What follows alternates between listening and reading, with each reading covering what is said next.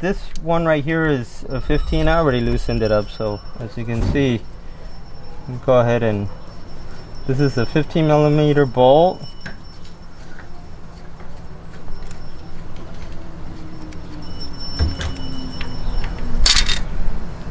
And this one here is a 13.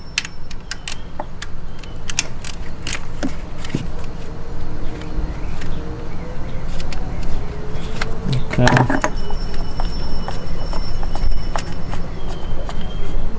You have to be careful here because you don't want to drop it.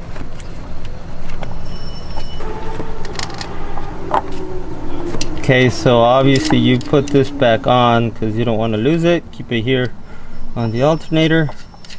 And it's a good idea to label it. As you can see, we already have some stuff labeled. Alternator,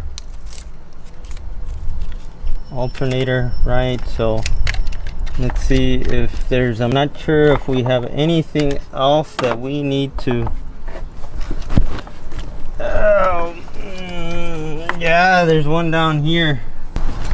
A feel. Okay, so that's a 15.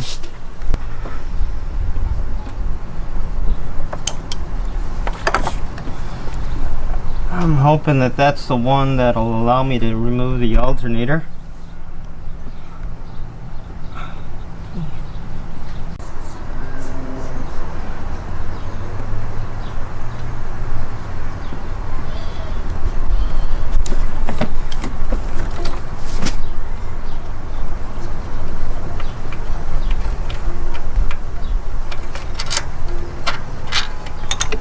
Alright, so got it out. Let's see, am I correct? Is that the one we need for the alternator?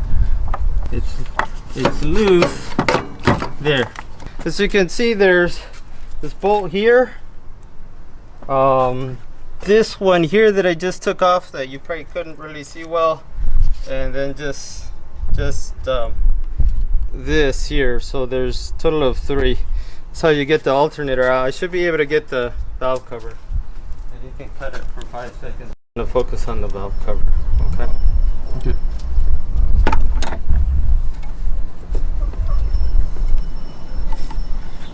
Okay. So now I should have better access to the valve cover. Now, as you can see, this is why you label stuff, because we have these wires here. Oh, and here is the temperature gauge. Let's see if I can disconnect it, but I need to label that. So I'll come back, I'll label this, but this, if you can see coming out of the head, is for the temperature.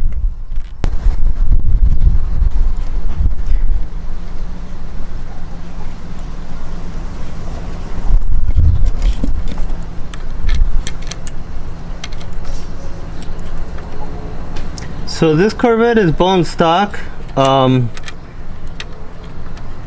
It's still the original engine, the original cylinder heads, intake manifold, valve springs, all of that stuff, but it started making noise, so we're gonna rebuild it. And I do want to show that it still has the stock valve springs, the yellow valve springs, in case anybody knows a little bit about the LS engines.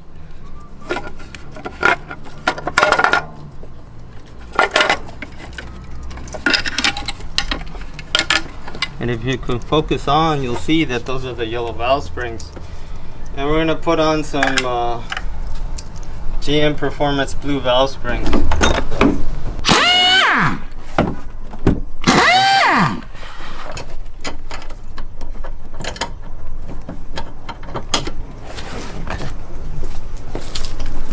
Okay. Alright. Is there anything connected to it over here on this side, David? Oh, there's a wire. Yeah.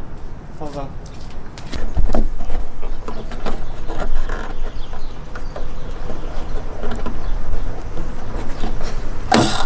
Alright, try. Alright. Damn. And there's the hood. Watch out, be careful. Off the Corvette. Alright.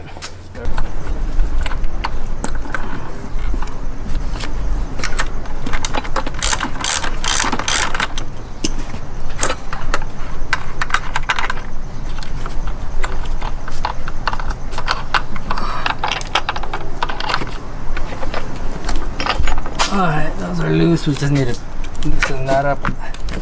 No, we don't. Enable it. Oh, okay, yeah. That's the wire. Unless it's together with the. No, no. Give me 1 second.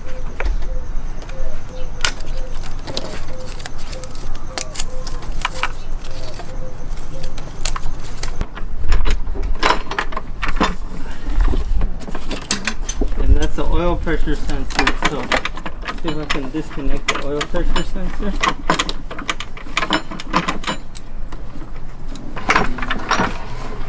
Hold on. Go up. Oh, go. Yeah. Wait up, this is bolt. That's why it's good to take them off too. Wait up, wait up. Got it? That was it. Hold on. Alright. Let's pick it up and move it. Alright, so here we go.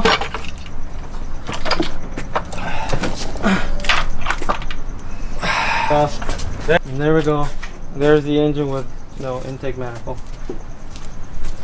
That's how far we are. We took out the heads, we took out the manifold, we got the radiator out of the way, and so the next step is to support the torque tube or transmission or whatever you call it. Get to the housing bell housing bolts, and then we should be able to pull out the engine. So that's where we're at right now.